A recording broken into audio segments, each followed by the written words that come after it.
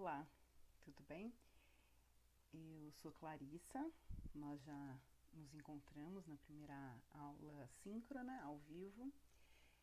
A gente está começando essa aula de zooarqueologia, onde eu vou falar um pouquinho, fazer um resumão do que é zooarqueologia, apresentar a área para vocês. Eu costumo começar as aulas de zooarqueologia e também na arqueobiologia falando a história de um homem congelado que foi encontrado nos Alpes, de nome quase impronunciável, né? Ötztal, em 1991. No início, eles imaginaram que era um outro alpinista, é muito comum naquela região, né? Alpinistas que se acidentam, acabam morrendo e são encontrados depois. Mas os primeiros estudos mostraram, nem tão primeiros assim, mas os estudos mostraram que ele tinha morrido há cerca de 5.300 anos. Esse encontro, né, ganhou muito destaque e esse indivíduo ele foi chamado de Ötzi por conta do nome dos Alpes, né, e ficou muito popular pelas várias circunstâncias, né, não só o seu encontro e a idade, o tempo ficou ali congelado, mas também por ser uma múmia congelada muito bem preservada, mantendo muitas características, né? E também, ao responder uma das primeiras perguntas, né, de como esse indivíduo morreu, essa pessoa morreu, foi verificado que ele morreu de uma forma violenta, né? Ele tinha uma flecha encravada no ombro, feridas de lutas na mão. O Oitz, ele é muito conhecido, né? Vamos dizer, é meio popular essa arqueologia, assim, meio super badalada. Um dos motivos é o tanto de tatuagem que ele tem. A preservação da pele permite visualizar essas tatuagens e os estudos mostraram que ele tem mais de 61 tatuagens e isso faz também com que ele seja um pouco popular, assim, um tattoo influencer, porque algumas pessoas começaram a fazer as tatuagens que são encontradas no Etsy. Até a última aula, o último semestre que eu dei essa aula, eu falei só essa informação só até aqui, mas então uma aluna achou interessante, foi atrás dessa informação e ela encontrou alguns papers, alguns trabalhos que falam que, inclusive, essas tatuagens estão relacionadas com doenças, né, que a paleopatologia encontrou no corpo do Ötzi e eles têm uma proposta de que elas seriam então tatuagens terapêuticas, né, registro de etnomedicina, o que faz ser mais interessante ainda, não só um popstar da tatu, mas um dado muito interessante de etnomedicina de 5.300 anos. Inclusive tem alguns estudos que sugerem que vários pontos que são utilizados nas tatuagens são pontos da acupuntura moderna, né, de hoje em dia. Então, tem alguns trabalhos, se vocês fizerem um levantamento bibliográfico aí básico, e quem tiver interesse dessa e outras curiosidades do Ötzi pode encontrar. Mas apesar dessa arqueologia da badalação em volta do Ötzi, e alguns dados arqueológicos sérios, né, e interessantes, não é por isso que eu falo dele nas minhas aulas. Por que eu falo nas minhas aulas? Porque as condições que ele foi encontrado, que ele congelou, né, e que foi preservado ao longo do tempo, são muito peculiares, né? São poucos os sítios que a gente tem esse tipo de conservação a frio e que permanece mais de 5.000 anos bem preservado. E com isso, não só o seu corpo, né, que permite análises moleculares do genoma completo, genoma de doenças que ele tinha, análises paleopatológicas muito refinadas, a pele tatuada, não só isso foi preservado, mas as roupas e os utensílios que ele usava. Tem conteúdo estomacal dele, foi preservado, um monte de coisa interessante. Mas eu falo dele por conta das roupas e utensílios, que muitas coisas foram preservadas, né? E aí eu vou falar um pouquinho aqui, por exemplo, da roupa muito adaptada àquele ambiente rude, né? De frio, gelo dos Alpes. Ele tinha roupa de pele, a calça de pele dele tinha a ponta enfiada para dentro do sapato. Alguém que já caminhou na neve sabe que isso é uma tecnologia muito importante para se proteger, um chapéu ali bem amarradinho na cabeça. Também tinha uma capa de chuva de palha que servia tanto como capa de chuva para proteger quando estava andando, e servia de uma cama, um tapetinho ali para dormir quando parava. O sapato dele era um sapato muito interessante para quem vai caminhar na neve, né? Tinha uma cordinha, uma pele e um recheio de feno. Então era um sapato também bem assim voltado para aquela caminhada que ele ia fazer. Eram várias camadas de roupa, né? E essa tecnologia de várias camadas de roupa e, né, de vários diferentes itens ali sobrepostos, a gente continua usando até hoje quando vai para o frio, né? A gente tem essas camadas de roupa, são importantes. E os utensílios, os objetos que ele utilizava. Ele tinha arco e flechas, algumas flechas, um machado de cobre, tá na mão ali, mostrando aqui embaixo também, destacado, corda, rede, uma adaga de sílex, raspador de chifre, de madeira. Ele carregava 2 bolsas de casca de bétula e uma delas tinha um foligrama que estavam isolando, fazendo isolamento de uma brasa para ser fácil acender o fogo. Juntando isso tudo, né, que foi encontrado com ele recuperado, ele tinha material de 6 diferentes espécies de animais, peles, osso, chifre, pena, um monte de tipo, né, de resto animal. Por isso, para a zooarqueologia, eu falo. E também, e aí eu falo mais quando eu dou aula de arqueologia, mas um registro muito pouco comum de ser obtido, e com a tecnologia arqueológica de estudar amido, sei lá, pólen, micro-resíduos, né? A gente melhorou um pouco a presença do material vegetal nos sítios arqueológicos, mas ainda assim, né, no caso do Oitz, a gente foi encontrado folha, madeira, fibra bem preservada de 17 diferentes espécies de plantas, né? Que é bem interessante e bem pouco comum de se conseguir recuperar. Ele tinha também, só uma curiosidade, que a gente normalmente pensa em animal, planta, e a gente esquece que tem fungo, bactéria e tal. Então ele tinha um kit de sobrevivência, vamos dizer assim, que era uma pochete, como se fosse um cinto que carregava bem junto ao corpo, mantendo seco, né, obviamente, para fazer fogo. Então tinha ali partículas, né, de pirita no fungo, mostrando que o fungo foi usado como se fosse um pavio, né, para fazer o fogo pegar fogo. Engraçado que esse fungo é até hoje utilizado nessa região para acender lareira, quer dizer, ele pega fogo fácil. Ele tinha outros fungos também, que nem incluí nessa aula, eu acho que não, que o pessoal diz que tem propriedades medicinais. Então, os estudos de paleopatologia que estudam as tatuagens como tratamento também tem alguns conteúdos no estômago, né, de algumas folhas que ele talvez tenha ingerido como para fins medicinais, e inclusive alguns fungos também que ele carregava para isso. Então, eu acho que é interessante essa história porque mostra, né, uma oportunidade para a gente ver como que o homem se relaciona, utiliza esses recursos, né, que estão na natureza de forma tão abrangente, e hoje a gente não se dá conta, a gente sabe que utiliza, que são muito importantes animais e plantas, mas talvez no passado fosse ainda mais, né, e mais evidente, e essa interação, essa relação, essa dependência, vamos dizer assim, né, ficasse mais evidente. É por isso que eu falo um pouquinho dessa história, para a gente visualizar e relembrar isso. Bom, a zooarqueologia, ela estuda os restos de animais nos sítios arqueológicos, mas o mais importante é que o objetivo, né, ela busca entender a relação entre os humanos e o seu ambiente na perspectiva da sua relação com as outras populações animais.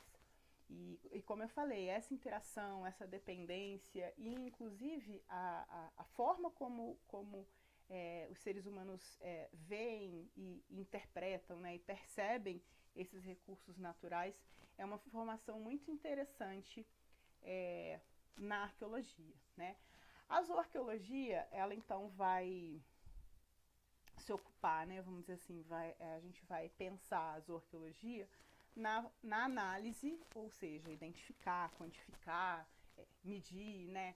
E relatar a presença destes restos animais e também de representações animais em alguns casos, né? Que estão presentes nos sítios arqueológicos, né? Aqui a gente tem uma tabelinha mostrando, inclusive, a quantidade aí de bivalves dessa espécie aí que aparece na foto. A gente então vai poder quantificar, analisar, identificar conchas, ossos, dentes e também representações, desenhos, pinturas, né? Mas tem um outro aspecto, né? Não é essa parte metodológica, né, de identificação e tal, ela pode estar preocupada, né, a zoarqueologia vai estar concentrada, então, em entender a função ecológica, né, os animais como recurso para populações humanas, né. Alimento é normalmente o que a gente pensa inicialmente mais óbvio, né, mas também tem outros usos e como recursos importantes, como combustível, vestimenta. Quando quiseram ter uma ideia do quanto de ovo de tartaruga era colocado no passado, para ter uma ideia, né, comparar com o presente, o melhor registro que foi encontrado foi o registro histórico do pagamento de imposto sobre o óleo de tartaruga. O óleo de tartaruga era vendido na Amazônia, nas cidades, né? Ele era produzido com base em ovo de tartaruga da Amazônia. Então as pessoas pegavam os ovos e retiravam o óleo que era utilizado para iluminação pública e vários outros usos, assim como o óleo de baleia foi usado em outras regiões. Então os ovos de tartaruga eram um volume muito importante, né, e que era usado inclusive como combustível para iluminação de rua. E aí, bom, o resultado é que a exploração de ovos de tartaruga, calculando-se por uma receita que foi encontrada de quantos ovos eram gastos para fazer, sei lá, 1 litro de óleo, quantos litros de óleo foram vendidos e pagaram imposto, sem contar o que foi sem pagar imposto, a estimativa era uma quantidade absurda. Mas enfim, só para a gente lembrar aí dessas outras funções. Um pouquinho, a gente vai falar um pouquinho mais depois também. Além disso, a zooarqueologia, ela vai focar também no significado, na função, no significado cultural desses animais, né? Os animais e objetos feitos a partir deles, eles podem ser importantes na religiosidade, no status social e várias outras manifestações culturais desses grupos, né? Eu até desmanchei um pouco esses slides, porque vários desses slides mostram fotos de material que estavam presentes no Museu Nacional. Essa, eu passei direto pela capa de chuva Inuit ali, mas não consegui passar direto na capa desse chefe de estrado da Polinésia. Eu nem lembro mais exatamente de qual ilha ou de qual grupo, mas eles estavam expostos, é uma capa de penas, né? Eles estavam expostos lá no museu. É muito triste a perda dessas peças e tudo que estava no museu. Bom, seguindo aqui. Bom, uma das coisas que a gente tem que lembrar, né, e para falar a verdade, quando eu falava na zooarqueologia, dava essa primeira aula na zooarqueologia, eu não batia tanto nisso, porque eu achava que o pessoal já chegava sabendo, né, mas não. Então eu prefiro voltar, sempre falar o básico é sempre importante, né. Então a gente tem na zooarqueologia e na arqueozoologia uma diferença parece que é apenas uma mudança na ordem ali que não interfere no resultado, né? Mas nesse caso interfere. Assim como bioarqueologia e arqueobiologia são áreas não muito, né, mas distintas na arqueologia e bem definidas, a arqueobiologia estuda os restos biológicos em um contexto, em sítios arqueológicos, né?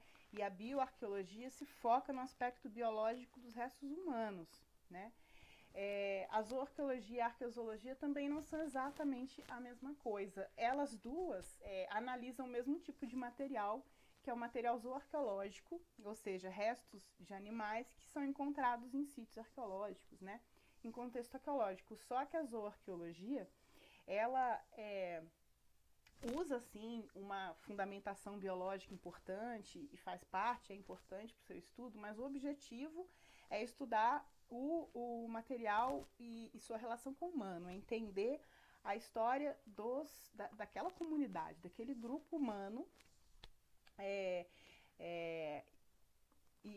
Então, as perguntas são voltadas, né, para a cultura, para as pessoas.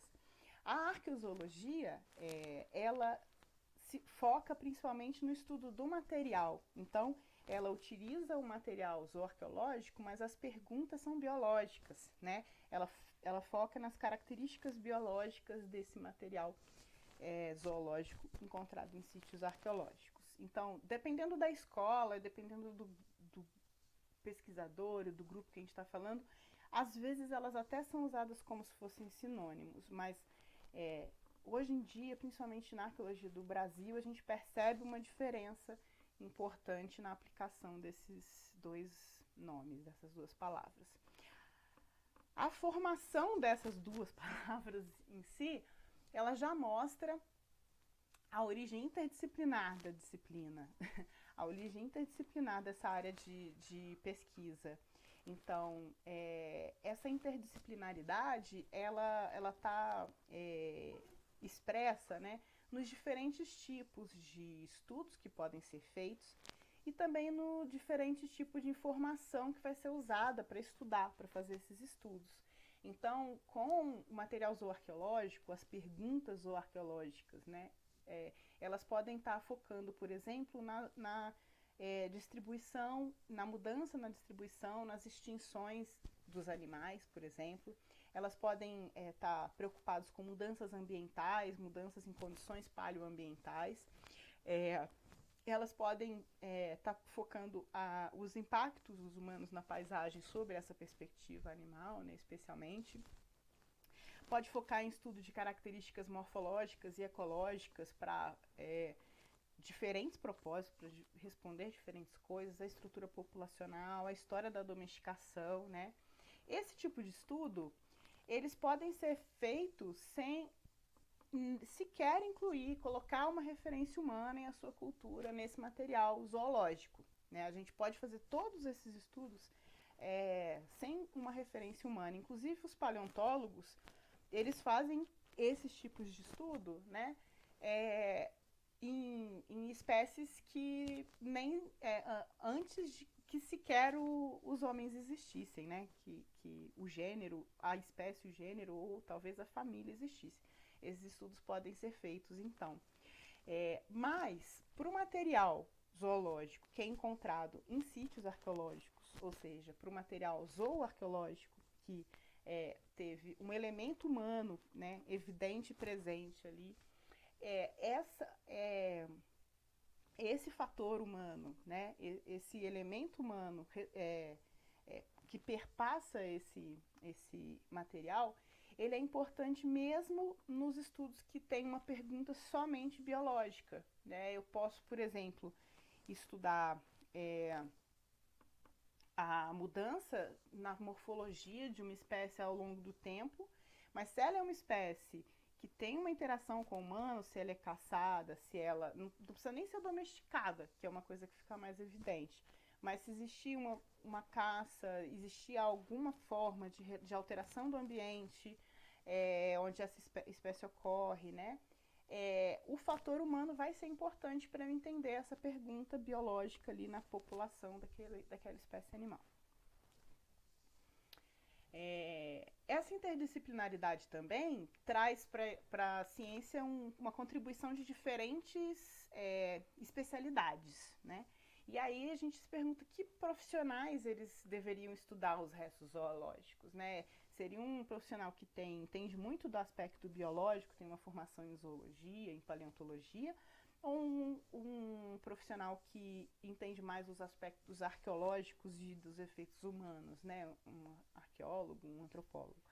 Então, na verdade, o que a gente vê é que diferentes áreas estudam e veem o problema e as questões de diferentes perspectivas e, inclusive, podem aplicar diferentes métodos e objetivos. E isso enriquece os estudos, enriquece o entendimento que a gente tem dessa interação, né, entre humanos e animais. Então, além de arqueólogos e paleontólogos e zoólogos, a gente pode ter estudos de animais, né, em material arqueológico vindo da biologia forense, das ciências agrárias, da veterinária. Então a gente tem diferentes contribuições de diferentes profissionais, diferentes especialistas. Então a zooarqueologia ela vai estudar esses restos arqueológicos de origem animal e animal não humana, né? Claro. A gente normalmente se lembra muito dos restos animais que são mais evidentes, né? Que são ossos, conchas, esqueleto mineralizado que se preserva mais facilmente ao longo do tempo. Eles têm uma visibilidade grande no sítio arqueológico e se destacam, né? Mas a gente se lembra que várias vezes a gente está estudando material de origem animal que a gente se lembra menos que tem origem animal, que às vezes preserva menos e não tem uma visibilidade tão grande, como pelos, parasitas, as fezes animais, né? E aqui a gente tem um exemplo, né, de parasita, aqui um exemplo de que não é nem material arqueológico, mas aqui é uma representação, né, de desenho, esquemática, mostrando a diversidade de formas e como as fezes de animais, né, são diferentes e permitem, por exemplo, um refinamento de identificação importante, né? São dados zoológicos importantes e que podem estar presentes, né, registros de coprólitos, de fezes e tal, em sítios arqueológicos. Esse tipo de registro a gente liga menos, repara menos, lembra menos na zooarqueologia. Uma outra coisa também são as representações, as representações, desenhos, esculturas e tal, que são inspiradas em animais, né? A gente tem, por exemplo, zoólitos, esculturas em pedra, mais raramente em ossos, mas normalmente em pedra, que representam animais. Se são em pedra, elas não são restos biológicos, né? Mas elas têm uma representação importante da visão e da relação daquele grupo com os animais. Aqui a gente tem um zoólito, se eu não me engano, esses todos são de Sambaqui, que fazem uma representação relativamente simples, né, em linhas gerais, e a gente consegue visualizar ali que são animais ou que animais seriam. Às vezes essas representações são bem detalhadas e, vamos dizer, mais realistas, a gente consegue identificar com uma fineza, inclusive maior, que animal está retratado ali e, inclusive, perceber as representações de observação de comportamentos animais, né? Que é o caso desses zoólitos ali. Eles falei até um pouquinho lá no início, né, que eles são muito ligados aos sambaqueiros aqui no Brasil. Esses ólitos anteriores que eu mostrei, se eu não me engano, todos são de Sambaqui, que tem aquela característica do fundinho ali, né, daquela estrutura na barriga. Mas não exclusivamente. A gente tem a cultura Santarém, essa esculturazinha de sapo, né? Nossa, gente, justamente a escultura de sapo, eu esqueci o nome dela agora, nesse momento. Depois eu falo para vocês. Que é muito comum, é encontrada até relativamente abundância, né, distribuída. E essa outra do Rio Trombetas, um peixinho também.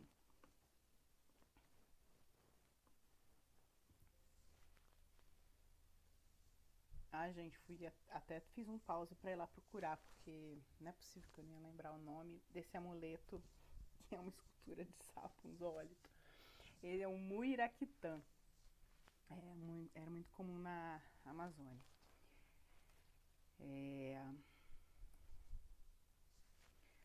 Bom, a gente tem aqui um exemplo, falei um pouquinho das representações, assim, sei lá, que são meio famosas no Brasil, e peguei um pouquinho aqui também da Colômbia.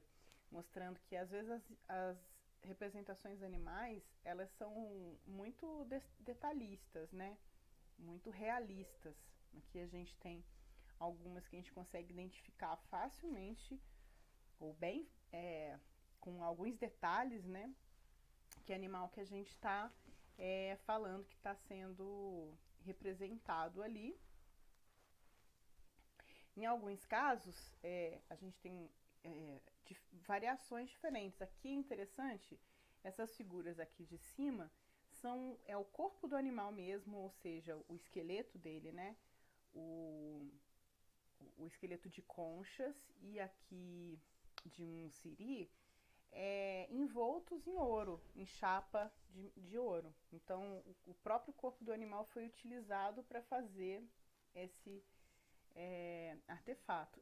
Bom, e um outro conjunto também, que eu estou mostrando aqui embaixo, são animais mais estilizados, né? Que a gente até percebe referência a que animais eles estão fazendo. Aqui, por exemplo, uma rã, aqui macacos, né?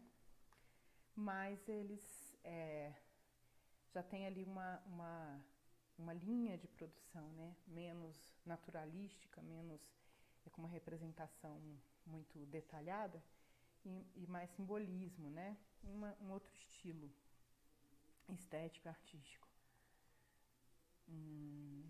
E aí, continuando mostrando um pouquinho, né, desse material colombiano, eu queria falar um pouquinho dessa estatueta e do quanto que é importante o conhecimento zoológico na hora de fazer esse tipo de interpretação. Então, normalmente essa estatueta, ela é descrita com uma forma antropomórfica, né?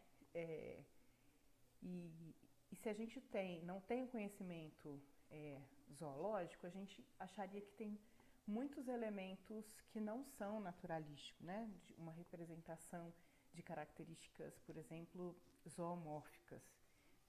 Uma boca um pouquinho, mas tem muita coisa que seria, vamos dizer, mais alegórico e menos representando um animal. E eu também não teria feito essa menção se não tivesse visto essa estatueta numa palestra de um zoólogo, inclusive de um zoólogo colombiano, em que ele mostrou uma figura dessa com a comparação com esses animais. Então, na verdade, várias estruturas aqui fazem referência ao morcego, né? Tanto a boca, como a gente até pode identificar como zoomórfico, mas a folha nasal, aqui o que seria, sei lá, lembrando asas, né? As estruturas que também de projeções de orelha, enfim. Claro que tem vários outros elementos aí, né? Que são simbólicos e pouco representação, vamos dizer, literal das características animais. E é interessante, né, só complementando, é que essa estatueta, essa esculturazinha tairona, ela essa leitura, né, junto desse período tairona, os xamãs tairona, eles utilizavam adornos que faziam menção às características do morcego, né, as membranas da orelha, a folha nasal, essa estrutura que ele tem no nariz, o lábio inferior, que muitas vezes tem, né, projetado, ele tem umas carnosidades. E aí eles utilizam, né, esses adornos, esses elementos, e vários objetos representam o que seria esse transe, essa transformação xamânica, né, durante o transe, como uma figura de homem-morcego, que é aquela estatueta que a gente viu, né, que aí junta as duas coisas. Essa estatueta seria do homem-morcego, é uma representação do xamã durante sua transformação xamânica, durante o transe, que seria um senhor da noite, um senhor do inframundo. Então, o conhecimento zoológico enriquece a leitura dessas alegorias, dessas representações nessa simbologia, né, do período tairona. Agora, obviamente, a gente tem também nesse conjunto, né, colombiano muitos artefatos, né, muitas representações que aí são combinações de características zoomórficas e várias outras características fantásticas, né? Que fica muito mais difícil da gente ver exatamente que animal que está representado ali. Mas essa historinha da estatueta Tairona acho que é bem curiosa, bem interessante. Bom, mudando um pouco então de assunto, já que esse estudo é interdisciplinar e diferentes áreas podem contribuir, qual seria então a formação ou o interesse do especialista, a natureza do depósito, o objetivo do projeto, isso tudo vai interferir, então, vão estar refletidos, como a gente pode variar muito, né? Diferentes especialistas estudam esse tipo de material. Eles podem utilizar diferentes materiais de origem animal para ser analisado e diferentes perguntas, objetivos podem estar envolvidos. Então, essas diferenças elas se refletem, por exemplo, no nome que é aplicado à área de estudo. Então, o estudo da arqueofauna ele pode ocorrer no conjunto, né, de toda a fauna ou determinados grupos específicos, dependendo da pergunta, da área de interesse, da formação da pessoa que está usando, e também dependendo das questões, dos objetivos que estão envolvidos. E aí, nem sempre, às vezes, quando os estudos são muito restritos, né, tem um enfoque muito específico, ou usam um conjunto de restos zoológicos muito específicos, eles saem da área da zooarqueologia, né? Eles recebem nomes diferentes. Então, diferentes tipos de material, pelo, chifre, fezes, resíduo de sangue, DNA, os isótopos estáveis, oligoelementos, insetos, ácaros, né? Eles podem estar sendo utilizados em diferentes áreas e com diferentes perguntas, né? Para estudar urbanização, bioturbação, a nutrição, padrões de assentamento, domesticação, rituais, doenças, mudanças climáticas, enfim.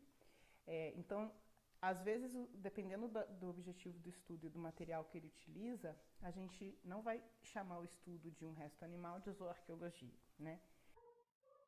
Muitas vezes os estudos que utilizam restos animais com enfoques mais direcionados, eles recebem outro nome, por exemplo, paleopatologia ou arqueologia forense. Mas mesmo nesses estudos, o conhecimento zoológico é importante para a análise e para as conclusões, embora eles não sejam normalmente considerados parte da zooarqueologia. Bom, a gente vai terminar a aula de hoje. A gente vai dar continuidade a esse assunto mais de introdução na próxima aula, completando um pouquinho, falando dos diferentes usos e relações que os humanos podem ter com os animais, falando também um pouquinho da história da zooarqueologia até os dias de hoje. Até a próxima aula.